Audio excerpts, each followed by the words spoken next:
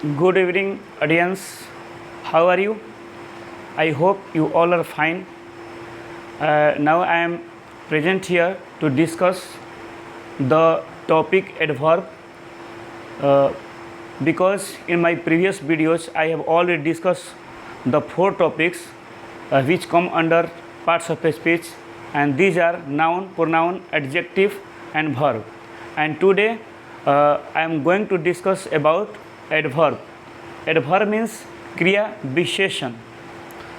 मैं इसको शुरू करने से पहले मैं आप सभी ऑडियंस को सबसे पहले मैं स्वागत करता हूं, वेलकम करता हूं और बहुत बहुत धन्यवाद देता हूं कि जो मेरे जो कंटेंट्स, जो वीडियोज़ पिछले मैंने जो बनाए हैं उन सब से आप लोगों ने सराहा है, तारीफ़ किया है और उम्मीद है कि ग्रामर के जितने भी कंटेंट्स हैं मेरा एक व्यू यही है कि ग्रामर में जितने भी ग्रामर के कंटेंट्स हैं मैं सभी कंटेंट्स पर अपने तरफ से जो भी मेरी जानकारी है मैं कोशिश करूंगा कि अच्छे तरीके से मैं इस प्रकार से वीडियो बनाऊं, उसको इस तरह से समझाने का उस प्रयास करूं कि हर एक विद्यार्थी जो ग्रामीण क्षेत्र में हो या शहरी क्षेत्र में हो या जो भी लर्नर है जो इंग्लिश का, जिसको ग्रामर सीखने की जो क्यूरियसनेस है, कॉन्शियसनेस है, तो उसके लिए मैं वीडियो बनाने की कोशिश कर रहा हूँ।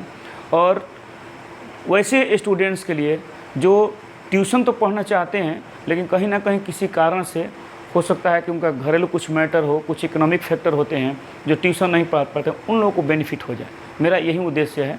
और मैं उम्मीद करता हूँ कि जो हमारा जो आज का जो वीडियो है आप लोग ज़्यादा से ज़्यादा स्टूडेंट्स को प्रोवाइड करने का कोशिश करेंगे और यही मैं उम्मीद के साथ मैं आज का कंटेंट शुरू करने जा रहा हूँ। आप लोग मेरे चैनल को सब्सक्राइब भी कर सकते हैं, डॉक्टर एस.के. प्रसाद के नाम से है। इससे क्या होगा कि जो भी मेरा नेक्स्ट वीडियो बनेगा वो आपको बेल का आइकन्स को आप क्लिक कर लेते हैं तो वो नोटिफिकेशन में आ जाता है और आप देख सकते हैं। चलिए, बहुत बहुत थैंक यू आप लोगों को इसके लिए जो आप लोगों ने मुझे प्रेज़ किया और एडमायर किया। चलिए, आज का जो हमारा टॉपिक है adverb, which is the fifth content of parts of a speech.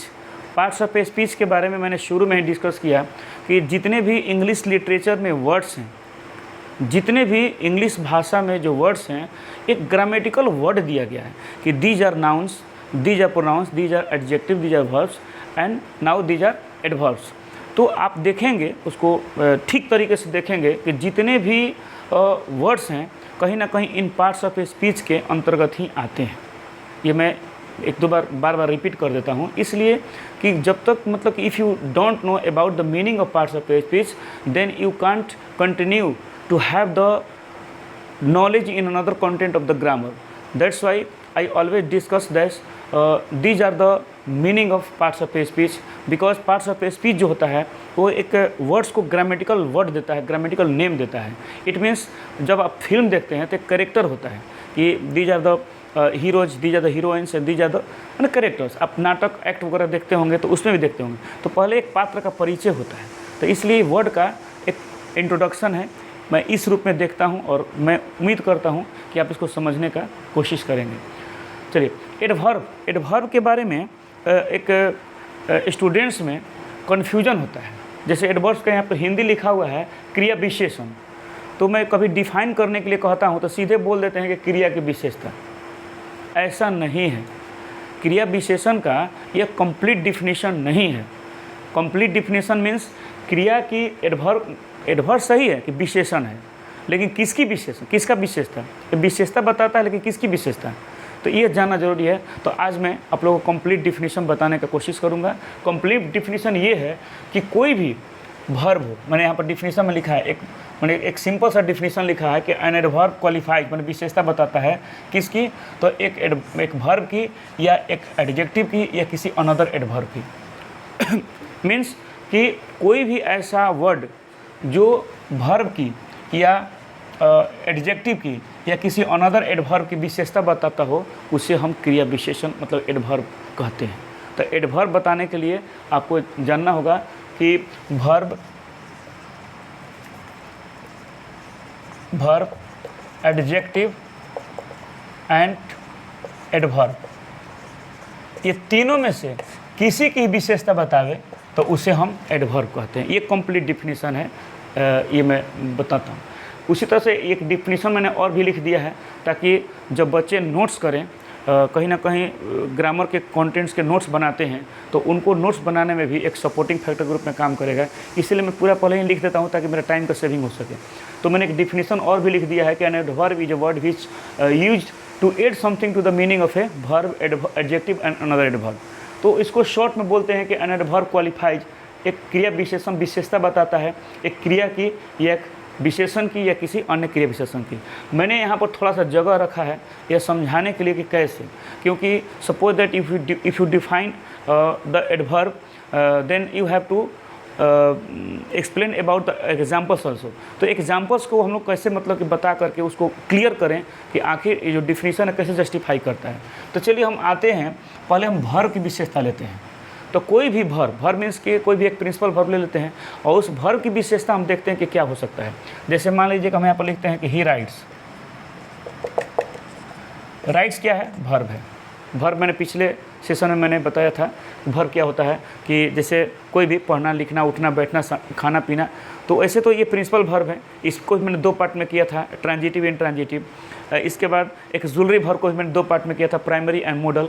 तो उसके एग्जांपल्स मैंने डिस्कस कर चुके हैं, आप पिछले वीडियो में देख सकते हैं। तो खैर यहाँ पर मैंने लिखा कि ही राइट्स, मतलब कि वह लिखता है।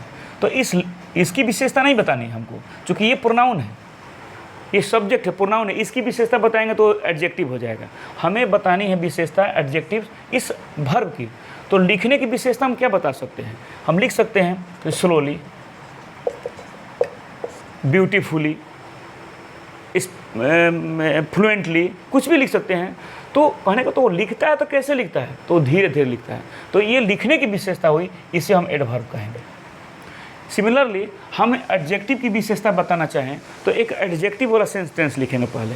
जैसे मान लीजिए लिख सकते हैं कि सी इज़ ब्यूटीफुल। तो आप समझ सकते हैं कि सी प्रोनाउन है और ये ब्यूटीफुल एडजेक्टिव है, क्योंकि उसकी विशेषता है कि वो सुंदर है। तो सुंदर है तो इसकी विशेषता बताएंगे कि सुंदर तो कितनी सुंदर है, तो भेरी लगा देते हैं। तो ये क्या हो जाएगा? एडवर्ब। तो एक विशेषण की विशेषता हो गई एडवर्ब। इस प्रकार हम डिफिनीशन को जस्टिफाई कर रहे हैं। चूँकि प्लेस कम है तो और भी मैं एग्जांपल लिखता, आप लोग मुझे उम्मीद है कि इतना एग्जांपल सब समझ सकते हैं। मतलब आपको वर्ब की विशेषता बताने के लिए एक वर्ब का एग्जांपल लेना होगा, मतलब कि वर्ब से जुड़ा हुआ एक सेंटेंस लिखिए और उसकी विशेषता ढूंढिए। जैसे ही फॉट ब्रेवली, वो लड़ा बहादुरी से। तो फॉट क्या हो गया? वो वर्ब हो गया। इसके बाद वो कैसे लड़ा? तो बहादुरी से, तो ब्रेवली, तो हो जाएगा एडवर्ब। ऐसे बहुत सारे एग्जांपल्स बन सकते हैं, आप कोशिश करके देखेंगे। एडजेक्टिव से जुड़ा हुआ कोई भी एडजेक्टिव से, मान लीजिए हम लिखते हैं कि ही इज़ इंटेलिजेंट, वो तेज है। राम इज इंटेलिजेंट, राम तेज है। तो इंटेलिजेंट है तो कितना इंटेलिजेंट है? तो टू इंटेलिजेंट कर सकते हैं, TOO, मतलब कि अति अधिक, आवश्यकता से ज़्यादा। तो जो TOO हुआ वो आपका एडवर्ब हो जाएगा। मतलब विशेषण की विशेषता में हम जो एक विशेषता जोड़ दें तो उसे हम एडवर्ब करें। अब रहा अनदर एडवर्ब। अब आप सोच रहे होंगे कि फिर ये तो ठीक है कि वर्ब की विशेषता को एडवर्ब कहते हैं, एडजेक्टिव की विशेषता को हम एडवर्ब कहते हैं। अब एडवर्ब की विशेषता को कैसे एडवर्ब बताएंगे, उसके एग्जांपल्स कैसे देंगे? तो मैं यहाँ पर एक एग्जांपल देता हूँ, आप समझ जाएंगे। जैसे मान लीजिए कि यहाँ पर लिखते हैं कि द हॉर्स रन्स। रन्स क्या है? वर्ब है। घोड़ा दौड़ता है, कैसे दौड़ता है? तो फास्ट। तो ये हमारा एडवर्ब हो गया। घोड़ा मैंने एक स्पेस बचा कर रखा है ताकि मैं एक एडवर्ब की विशेषता में एक एडवर्ब लिख सकूं पहले से ही। तो हमारा जो घोड़ा है एक नाउन हो गया। ये जो रन्स है वर्ब हो गया कि घोड़ा दौड़ता है, कैसे दौड़ता है? तो वेरी फास्ट लिख सकते हैं, एक्सट्रीमली फास्ट लिख सकते हैं। तो यहाँ पर जो हो गया ये एडवर्ब। तो घोड़ा दौड़ता है तो दौड़ने की विशेषता क्या हुई? ये फास्ट दौड़ता है। तो फास्ट में कितना फास्ट? तो बहुत फास्ट। तो ये हमारा जो हो गया एडवर्ब। तो एडवर्ब की विशेषता भी एडवर्ब हो गया। उसी तरह से लिख सकते हैं the current flows extremely fast. Extremely क्या हो जाएगा? वो फास्ट की विशेषता हो जाएगी, एक्सट्रीमली। तो इस तरह से हम कुछ और भी एग्जांपल्स ले करके हम एडवर्ब की विशेषता को डिफाइन कर सकते हैं। तो इस प्रकार से जो स्टूडेंट्स, जो भी आप हमारे इस जो ग्रामर के पोर्शन को, इस कंटेंट को आप लोग देख रहे हैं, तो यह ज़रूर आप लोग माइंड सेट कर लेंगे कि एडवर्ब की विशेषता सिर्फ क्रिया की विशेषता नहीं होती है, वर्ब की विशेषता, एडजेक्टिव की विशेषता और एडवर्ब की विशेषता, इस तीनों में से किसी की विशेषता बताने वाले जो वर्ड होते हैं वो हमारा एडवर्ब होते हैं। ठीक है, तो वो तो एक डिफिनीशन हो गया, एक अंडरस्टैंडिंग हो गई डिफिनीशन के माध्यम से, कुछ एग्जांपल्स के माध्यम से। लेकिन एक माइंडसेट होना चाहिए कि जो जितने भी एडवर्ब्स हैं एक जगह कलेक्शन हो। तो कलेक्शन तो सभी का यहाँ पर संभव नहीं था, लेकिन मैक्सिमम मैंने कोशिश किया है कि जो काइंड्स के माध्यम से मैंने मैक्सिमम एग्जांपल्स को एक जगह अरेंज करने का प्रयास किया है। इस एग्जांपल्स को आप लोग एक दो बार देखेंगे और साथ साथ आप सेंटेंसेज में यूज करना सीखेंगे तो परमानेंटली आपके माइंड में सेट होगा। और कहीं ना कहीं किसी एग्जामिनेशन में यदि आता है कि विच is adverb of the given options, मान लीजिए 4 ऑप्शन दिए हुए हैं, उसमें एक एडजेक्टिव दे दे, प्रोनाउन दे दे, एक एडवर्ब दे दे, एक प्रीपोजिशन दे दे, तो ये कन्फ्यूजन नहीं रहे। मतलब कि it means you will be capable to find out which is adverb, which is pronoun, which is noun. मतलब कि suppose that if you have the clear concept about the each content of parts of a speech from noun to conjunction, then you will be capable to find out which is verb, which is pronoun, which is adjective, which is adverb. It means concept should B clear about each parts of the speech. तो ये मैं कोशिश कर रहा हूँ कि जो भी है, नाउन क्या है, प्रोनाउन क्या है, एडजेक्टिव क्या है, वर्ब क्या है, एडवर्ब क्या है, इट मीन्स आपका कॉन्सेप्ट क्लियर रहना चाहिए। चाहे पार्ट्स ऑफ स्पीच हो, मैं अनदर कॉन्टेंट्स में भी लूँगा कि सेंटेंस क्या है, सेंटेंस कितने काइंड्स होते हैं, उस पर भी मैं डिस्कशन करूँगा। इसके बाद टेंस पर, इसके बाद हम लोग आगे बढ़ेंगे। फिलहाल चलिए हम लोग इस पर काम करते हैं, पहले काइंड्स पर। ये हमारा एग्जाम्पल्स एक कलेक्शन है, साथ साथ मैंने काइंड्स भी लिखा है ताकि वो क्लियर हो जाए कि किस श्रेणी में, किस कैटेगरी में ये एग्जाम्पल्स आते हैं। जैसे मेरा पहला है काइंड्स में एडवर्ब्स ऑफ टाइम। तो जो टाइम को डिफाइन करें, मान लीजिए कोई भी हम एक सेंटेंस लेते हैं जिसमें हम कुछ ना कुछ बात तो कहते ही हैं कि जैसे मैं पढ़ूंगा तो कब पढ़ूंगा, कब लगा दिए, टाइम लगा दिए। और कब का सेंस मतलब टाइम, मुझे टाइम जानना है।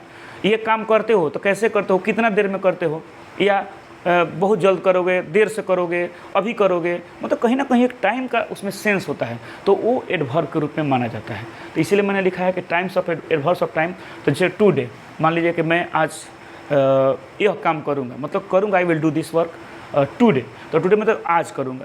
तो हमारा काम करने का जो एक टाइमिंग है वो आज है। तो कहीं ना कहीं एक वर्ब को ही या किसी एडवर्ब को, किसी एडजेक्टिव को, ये सभी एग्जाम्पल्स डिफाइन करेंगे। आप लोग यूज़ करके एक बार जरूर चेक कर लेंगे, क्योंकि हमारे बोर्ड पर जगह नहीं है, नहीं तो मैं यूज़ करके बताता। मैं ऐसे ही थोड़ा सा वर्बली बताता हूँ, चूँकि टाइम भी हमको बचाना है।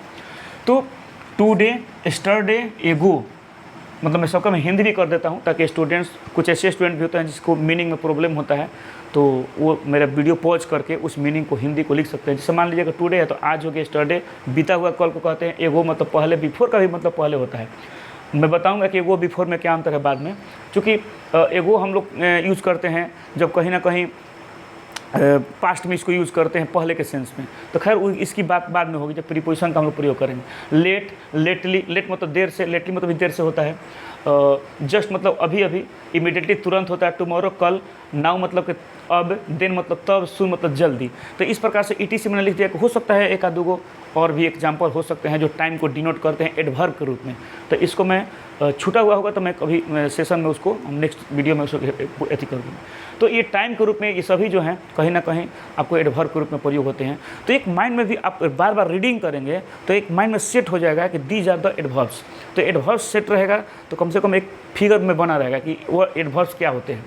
Similarly adverbs of frequency, frequency का मतलब होता है कि यह काम कितनी बार हुआ। जैसे मान लीजिए कि माई स्टूडेंट्स कम्स, तो मेरा विद्यार्थी आता है, तो कितनी बार आता है, तो हम कह सकते हैं ट्वाइस अ डे, मैंने एक दिन में 2 बार आता है। तो 2 बार, 3 बार, 1 डेली आता है, रेगुलरली आता है। तो इस तरह से हम लोग फ्रीक्वेंसी को हम लोग शो करते हैं। जैसे वंस, ट्वाइस, डेली।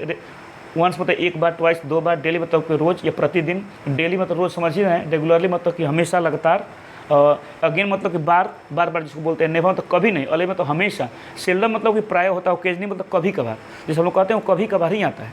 तो इस तरह से आप उसको मीनिंग को समझ सकते हैं। एडवर्ब्स ऑफ मैनर, मैटर मतलब कि जैसे हम लोग कोई भी, यहाँ पर मैंने जो पहला जो एग्जाम्पल सेट किया था यहाँ पर सॉरी जैसे कि ही राइट्स, वो लिखता है, तो लिखने को हम एक मैनर शो करते हैं, जैसे ब्यूटीफुली, स्लोली, ब्रेवली, सैडली, मतलब कुछ भी हम यूज़ करते हैं उसको, तो एक कहीं ना कहीं एक मैनर को प्रेजेंट करते हैं। तो ये हम लोग इसके रूप में देखेंगे, जिससे मैंने लिखा है। ऐसा नहीं कि इतना ही एग्जाम्पल होते हैं, बहुत भी एग्जाम्पल हो सकते हैं। ब्यूटीफुली केयर मतलब सुंदरता से, केयरफुली सावधानी से, स्वीटली मतलब कि मधुरता से, अच्छे से, स्लोली मतलब धीरे धीरे, ब्रेवली बहादुरी से, सैडली मतलब कि दुखी मन से, उदास से, लाउडली मतलब तेज़ी से, ज़ोर से उसको कह सकते हैं, क्विकली मतलब ज़ोर से कह सकते हैं, तेज़ी से कह सकते हैं, वेल मतलब अच्छी तरह से, हार्ड मतलब कि माने कठिनाई से, दिक्कत से। तो इस तरह से हम मैनर को शो करते हैं। तो बहुत सारे ऐसे और भी वर्ड्स हो सकते हैं। प्लेस, एडवर्ब्स ऑफ प्लेस, कहीं ना कहीं हम लोग जब एक वर्ब को डिफाइन करते हैं कि यह काम करते हैं तो कहाँ करते हैं। जैसे मान लीजिए कि हम बोलते हैं ना कि वह वे लोग खेलते हैं, दे प्ले, तो कहाँ खेलते हैं। तो एक हियर, देयर, किसी नाउन को नहीं रखना है, किसी उस स्थान का नाम नहीं रखना है, तो फिर नाउन में चला जाएगा। तो उसको वर्ब के रूप में हम लोग यहाँ वहाँ प्रत्येक जगह इस सेंस में जो रखते हैं उसको हम लोग एडवर्ब कहते हैं। मैंने इसीलिए कुछ एग्जांपल्स लिखा है ताकि आप क्लियर हो सके। यह, हियर, देयर, एवरीवेयर, हियर मतलब यहाँ, देयर मतलब वहाँ, एवरी मतलब प्रत्येक जगह, अप डाउन मतलब ऊपर, डाउन मतलब नीचे, आउटसाइड मतलब बाहर, इनसाइड भी लिख सकते हैं आप, के अंदर। हालांकि कुछ ऐसे भी एग्जांपल्स हैं, आउटसाइड हो गया, अप डाउन हो गया, ये प्रीपोजिशन में भी यूज होते हैं। मैं थोड़ा यहाँ डिस्कस करना चाहूँगा ताकि आपका ये डाउट ना होना कि तो प्रीपोजिशन मैंने देखा था, ये एडवर्ब में कहाँ से आ गया। तो ऐसे बहुत से वर्ड्स मिलेंगे आपको कि कभी एडवर्ब में भी दिखाई देंगे, कभी आपको कंजंक्शन में भी दिखाई दे देंगे, कभी आपको प्रीपोजिशन में दिखाई देंगे। जैसे मान लीजिए कि यहाँ पर मैंने एक वर्ड लिखा है, कहाँ है, बिफोर। बिफोर जो है आप देखेंगे कंजंक्शन के रूप में भी यूज होता है, जिसको हम लोग सबऑर्डिनेटिंग कंजंक्शन कहते हैं, आगे आएगा। इसके बाद हम लोग प्रीपोजिशन में भी यूज करते हैं, अभी एडवर्ब में भी आ गया। तो ऐसे जिसे दैट है वो आपका प्रोनाउन में भी आता है, आपको कंजंक्शन में भी आता है, आपका एडजेक्टिव में भी आ जाता है। तो वो यूज के बेस पर ही मतलब कि उसको हम लोग डिफाइन करते हैं। और मैंने प्रोनाउन में एडजेक्टिव बताया भी था कि दैट को हम लोग प्रोनाउन कब कहते हैं और कब एडजेक्टिव कहते हैं। तो इस तरह से उसको मैं क्लियर करते चलता हूँ। यदि आप बार बार देखेंगे, सुनेंगे इसको, तो शायद आपको समझ में आए थोड़ा सा, तो अच्छी तरह से आ जाए। तो यहाँ पर एडवर्ब्स ऑफ प्लेस में लेते हैं here, there, where, up down, outside. Near हो गया माने करीब, बिलो मतलब कि नीचे, विदिन मतलब कि इसके परिधि में नहीं होता, किसके अंदर में। इसके बाद अवे मतलब दूर होता है। तो इस तरह से हम लोग कहीं ना कहीं एक प्लेस को शो करते हैं, स्थान को, कि कहाँ पर है, कितनी दूर पर है, नज़दीक है, यहाँ है, वहाँ है, कहाँ है। तो उस सेंस में जब इसको यूज़ करते हैं तो हम लोग लेते हैं adverbs of place. Adverbs of degree होता है। डिग्री मतलब क्या होता है कि जिसे हम लोग कितनी अवस्था क्या है, उसकी अवस्था क्या, मतलब किस प्रकार से, मतलब कि उसका एक डिग्री श्रेणी बांटते हैं उसको हम। जैसे मान लीजिए एग्जैक्टली मतलब नहीं होता कि वो काम हुआ है तो किस प्रकार हुआ है, एकदम उसी प्रकार, ठीक से उसी प्रकार, मतलब कि एग्जैक्टली सेम टू सेम मतलब उसको बोलते हैं। जैसे नियरली मतलब लगभग, लगभग के सेंस में आता है नियरली। यहाँ पर नियम तो नज़दीक नहीं, नियरली मतलब लगभग के सेंस में आता है। ऑलमोस्ट मतलब प्रायः, क्वाइट मतलब कि बिल्कुल, उस सेंस में होता है। एनफ मतलब पर्याप्त, मतलब अच्छी तरह से। टू मतलब कि आवश्यकता से ज़्यादा, बहुत ज़्यादा। हार्डली मतलब कि मैंने जो हार्डली मतलब रेयरली के सेंस में आता है, मैंने बहुत कम ही, उस सेंस में हम लोग एडवर्ब्स ऑफ डिग्री का प्रयोग करते हैं। उसी प्रकार interrogative adverbs, interrogative adverbs use करते हैं। जैसे हम लोग वर्ब को डिफाइन करने के लिए, या एडजेक्टिव या जो भी एडवर्ब हो, उसको हम लोग क्वेश्चन करते हैं। तो जब प्रश्न पूछते हैं तो हम उसको इंट्रोगेटिव एडवर्ब्स के रूप में देखते हैं। जैसे व्हेन, वेयर, हाउ लॉन्ग। जैसे कि व्हेन, वेयर तो समझ ही रहे हैं कि मतलब कब, वेयर मतलब कहाँ, हाउ मतलब कैसे, व्हाई मतलब क्यों, हाउ लॉन्ग मतलब कितनी देर, कितनी देर उसको सेंस में लेते हैं। हाउ मतलब कितना अधिक, हाउ मतलब कितनी बार, हाउ मतलब कितना, माने नंबर के सेंस में होता है हाउ मैनी। तो इस प्रकार से हम लोग प्रश्न पूछने के लिए जब यूज़ करते हैं तो उसको हम लोग इंट्रोगेटिव एडवर्ब्स के रूप में हम लोग देखते हैं। एक 7 में मैंने लिखा है कि adverbs of negation and affirmation, मतलब कि कोई भी हम लोग आंसरिंग करते हैं तो हाँ या ना में बोलते हैं। तो कोई पूछता है कि यह कब करते हैं, ये करेंगे कि नहीं करेंगे, तो हम लोग यस तो भी एक एडवर्ब हो गया, नो तो भी एक एडवर्ब हो गया, श्योर हाँ मतलब श्योर या श्योरली करते हैं तो भी एक एडवर्ब हो गया। जैसे हम लोग कहते हैं नेवर, कभी नहीं करेंगे, तो भी एक एडवर्ब हो गया। किसी को हम एफर्मेशन में या निगेशन में जो आंसरिंग या रिप्लाई करते हैं तो उसको भी हम लोग एडवर्ब के रूप में देखते हैं। मैंने वो एग्जांपल यहाँ पुट कर दिया है, no, not, not no, never, yes, sure, surely and certainly. निश्चित रूप से, कोई कहता है कि हाँ करेंगे, हाँ निश्चित रूप से करेंगे, सर्टेनली। तो इस रूप में भी हम लोग उसको एडवर्ब के रूप में देखते हैं। वो जगह नहीं था, मैंने यहाँ लिख दिया है 8 नंबर। एडवर्ब्स ऑफ रीजन, वो एक रीजन के सेंस में भी होता है कि इस प्रकार, किस प्रकार जो हम लोग कहते हैं, तो उस सेंस में भी होता है। तो देयरफॉर, दस, हेंस, सो, इटीसी, इसको भी हम लोग एडवर्ब्स ऑफ रीजन के रूप में देखते हैं और ये एडवर्ब के रूप में भी यूज होते हैं। रिलेटिव एडवर्ब्स जो हम लोग यहाँ लिखे हैं इंट्रोगेटिव एडवर्ब्स में, वही मतलब कि सेम टू सेम देखे होंगे आप लोग कि रिलेटिव एडवर्ब्स में भी लिखे हैं, लेकिन दोनों में अंतर इतना ही है कि ये प्रश्न पूछने के लिए यूज होता है, और जब ये हम लोग एक कंजंक्शन के रूप में यूज करेंगे, मतलब कि मीन्स कि if you use this examples to join two clauses or two sentences together, then it means if you use as a conjunction, then these examples are called relative adverbs. Relative adverbs के रूप में use किया जाएगा जब इसको हम लोग किसी न किसी क्लाउजेज को, सेंटेंसेस को जोड़ने के लिए प्रयोग करेंगे। तो इस प्रकार से मतलब हम लोग ये एग्जाम्पल्स को समझें। मैं थोड़ा सा एक शॉर्ट में थोड़ा सा मैं रिपीट करना चाहूँगा कि एडवर्ब जो होता है एक वर्ब की विशेषता बताता है, या एडजेक्टिव की या एडवर्ब की, मतलब तीनों में से किसी की विशेषता बतावे उसे हम एडवर्ब कहते हैं। और मैंने यहाँ पर एग्जाम्पल भी दिया है, एक वर्ब पहले लिख दिया मैंने, एक वर्ब का एग्जाम्पल कि ही राइट्स, चाहे ही प्लेज कर सकते हैं, राइट्स कर सकते हैं, कोई भी एक वर्ब यूज़ करके देख लीजिए और उसकी विशेषता में एक वर्ड ला दीजिए, वो आपका हो जाएगा एडवर्ब। इसके बाद कोई एक एडजेक्टिव लिख दीजिए, मैंने लिखा है कि सी इज़ ब्यूटीफुल, वो सुंदर है, तो सुंदर है तो कितनी सुंदर है, तो बहुत सुंदर है, तो इस ब्यूटीफुल की विशेषता हो गई वेरी, इसलिए एडवर्ब कहलाएगा। सिमिलरली मैंने एक क्या किया कि एडवर्ब की विशेषता बताने के लिए, मतलब इसकी विशेषता बताने के लिए मैंने एक एडवर्ब लिखा है कि द हॉर्स रन्स, घोड़ा दौड़ता है, कैसा, तो तेज दौड़ता है, तो तेज में कितना, तो बहुत, तो ये एडवर्ब हो गया, मैंने एडवर्ब की विशेषता भी एडवर्ब हो गया। तो इस तरह से हम लोग एक डिफाइन कर दिए, और ये हमारा जो है एक लिस्ट है एडवर्ब का। इसको आप लोग कम से कम एक बार, दो बार, तीन बार, चार बार एक रीडिंग करते रहेंगे तो कहीं ना कहीं एक माइंड में फिगर बन जाएगा कि these are the examples of adverbs, so that you may be capable to find out the right answer in your competitive examination and other examinations too। तो कोई भी एग्जामिनेशन में अपीयर होते हैं तो एक राइट आंसर फाइंड आउट करने में आप कैपेबल होंगे। तो मेरी कोशिश यही है कि ग्रामेटिकल जो टर्म्स, ग्रामेटिकल जो आइटम्स है, जो कंटेंट्स है, I think this the content should be clear by each student. जो भी आप ग्रामर मेरा देख रहे हैं वीडियो, वो कहीं ना कहीं मेरा उद्देश्य यही है कि ग्रामेटिकली आप क्लियर रहें। क्योंकि बुक्स में क्या होता है ना कि आप देख जाएंगे, ऐसा नहीं कि मैं अपने से ग्रामर बनाया हूँ, मैंने भी बुक से ही पढ़ा है, बुक से ही मैंने उसको समझा है, लेकिन अब as a teacher it is my responsibility to convey project to the students with easy way में विद्यार्थी को मतलब प्रोवाइड करना, so that they may be capable to understand the real meaning, the real concept of the each content of the grammar. मेरा कोशिश यही है कि ग्रामर के जो भी कंटेंट है उसको क्लियरली समझे, सो दैट दे और he may be capable to answer anywhere. Suppose that someone will ask you, suppose that if you are going to be appeared in any examination and you have to face the questions concerning this content, then you will be capable to give the answer, give the right answer when you study well these contents।